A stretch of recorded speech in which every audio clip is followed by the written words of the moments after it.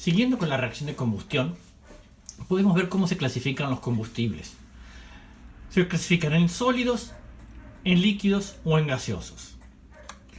En cuanto a combustibles sólidos, tenemos varios ejemplos. El carbón, entre ellos la turba, la madera o la leña. Estos combustibles variarán en el poder calorífico que tengan por kilogramo de materia quemada. También la elección de cada uno de ellos estará dada por el precio y también por la comodidad. Hoy en día casi nosotros no utilizamos estos combustibles para calefaccionarnos por una cuestión de comodidad y por una cuestión de precio, aunque hay muchas casas que todavía no utilizan la leña para calefaccionarse. Pero en otra época, hace un tiempo atrás, hasta nos debemos recordar que la mayoría de las maquinarias eran a vapor y se movían produciendo el vapor a través de algunos de estos combustibles sólidos.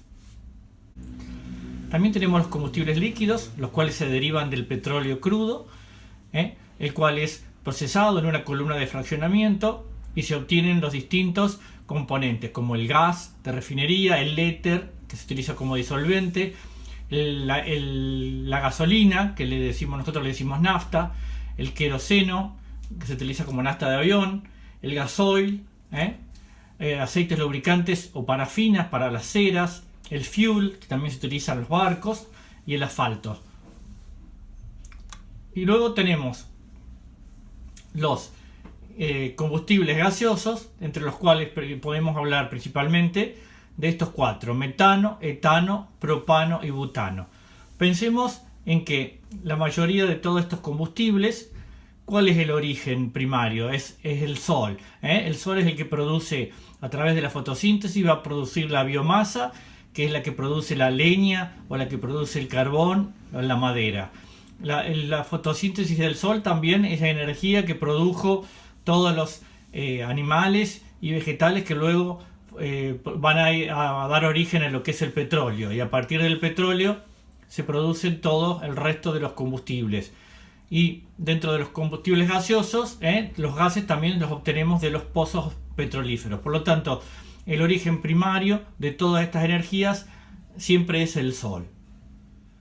Dentro de los gases tenemos, como vemos acá, metano. Es el primer compuesto, en el cual tiene un solo carbono. Si ustedes se fijan, esto ya es química orgánica, lo veremos más adelante, pero a medida que aumenta en un carbono, va aumentando en un carbono la cadena carbonada y aumentan también el número de hidrógenos. Entonces se producen los distintos. El primero se llama metano, el segundo etano, el tercero propano y el cuarto butano. A partir del quinto, con carbono 5, empiezan a recibir un nombre que está dado por un nombre en latín. Entonces sería pentano, hexano, heptano, en donde el prefijo me indica la cantidad de carbonos que tiene.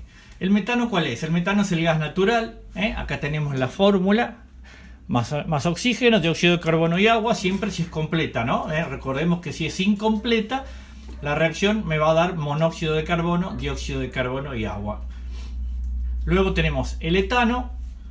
Luego el propano, que es el gas que está generalmente en los tubos de 45 kilos. Sabe venir mezclado en algunos porcentajes con butano. Y butano es el gas de las garrafas. Nosotros hoy día en la Boulaye disponemos de gas natural, que es metano, y también disponemos, si no, de cualquiera de estos otros gases como medio de calefacción o de producir energía. De estos combustibles es importante ver el punto de inflamación, que sería esta columna, ¿sí? ¿Qué es el punto de inflamación?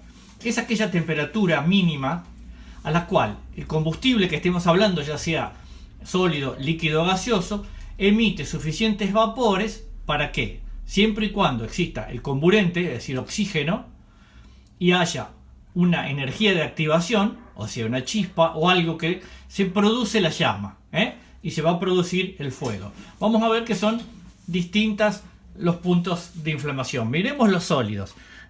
Si yo tengo madera, papel o cualquier compuesto sólido, miren que la temperatura para que cualquiera de estos sólidos empiece a, a prenderse fuego es alta. ¿Qué quiere decir? Que si yo tengo el bosque, por más que haga calor, no se va a prender fuego. Necesita una temperatura altísima para que se produzca la inflamación. Sí tiene que haber una sustancia que lo ayude, ¿no es cierto? En caso de los compuestos líquidos, miremos, el alcohol 18, el tolueno 4, acetona, benceno, menos 18, menos 11. Fíjense, la gasolina está en dos veces. Tomemos el de abajo, que es la nafta, menos 39, y el gasoil 65. ¿Qué me está indicando esto?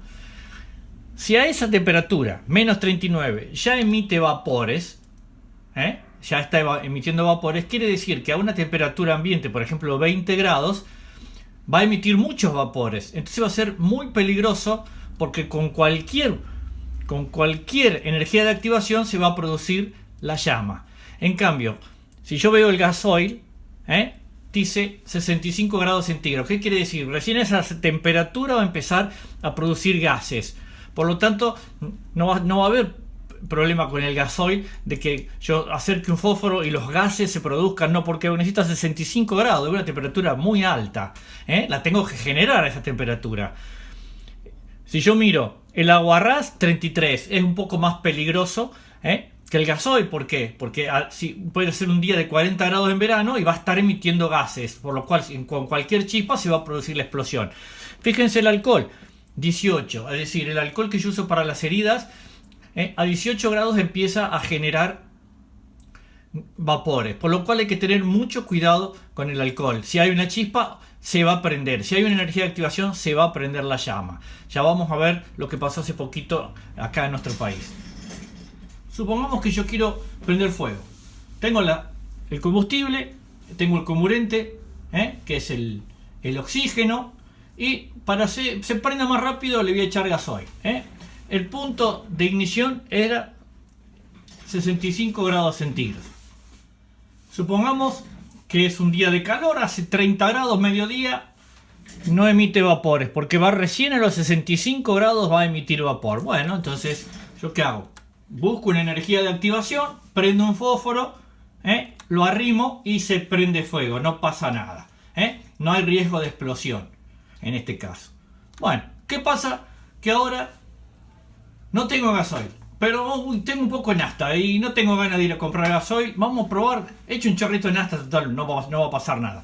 Miren el punto de ignición de la nafta, menos 39. ¿Qué quiere decir? Que si están haciendo 20, 30 grados, esto, en el momento que yo le abro la tapa, empieza a emitir vapores. Pasa de líquido a gaseoso. Se lo arrimo, le echo un chorrito al combustible, que es la leña. El comburente está en el aire, el oxígeno. Arrimo el fósforo y ¿qué sucede? Y explosión. ¿Por qué? Porque esos gases van a estar saliendo del líquido, se están transformando de líquido a gaseoso, y yo apenas le acerque una temperatura de ignición o una llama o una chispa, se va a producir una explosión. En el caso del alcohol, el que nosotros usamos para las heridas es etanol o alcohol etílico, el que nosotros utilizamos, sabemos tener en el botiquín para curarnos las heridas. También es el mismo, nada más que lo usamos de otra forma para las bebidas, ya sea todas las bebidas alcohólicas poseen etanol. El metanol no, porque es muy tóxico.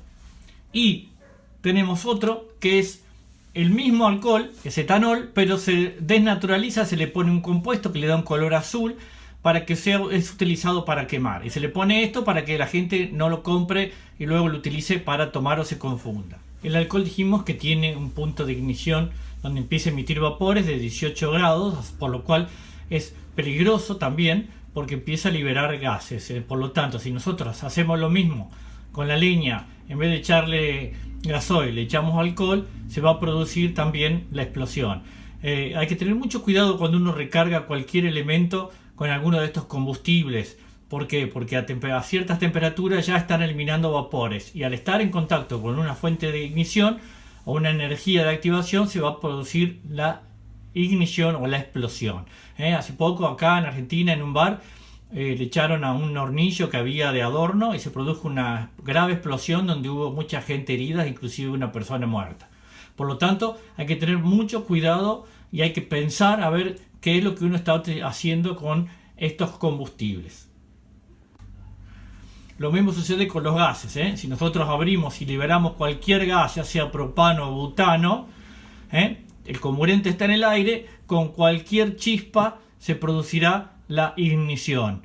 Con cualquier fuente de energía, ya sea una chispa o un fósforo que yo encienda o un foco, supongamos que hay una pérdida de gas en una habitación. Yo entro, siento olor a gas, lo que no debo hacer es prender la luz. ¿Por qué? Pues si se produce una chispa, esa chispa va a hacer detonar el ambiente. Por lo tanto, lo primero que debo hacer es abrir y ventilar, no prender la luz ni ningún artefacto eléctrico. Debo tener muchísimo cuidado. Así como tenemos el punto de ignición o inflamación, tenemos otro punto que se llama autoignición o autoinflamación. ¿Y qué diferencia hay? Esa es la temperatura a la cual un determinado combustible, sin necesidad de que haya una fuente de ignición, solamente por el alto nivel de calor alcanzado, va a prenderse fuego, es decir, se va a autoencender. Veamos la tabla. Acá tenemos una tabla con los puntos de autoinflamación o autoignición. Fíjense, son temperaturas altísimas. ¿Qué quiere decir? Que a esa temperatura, aunque no haya una chispa o energía de activación, cuando se alcance esa temperatura, el combustible va a arder por sí solo, siempre y cuando tenga un comburente. Fíjense, la gasolina, 285 grados.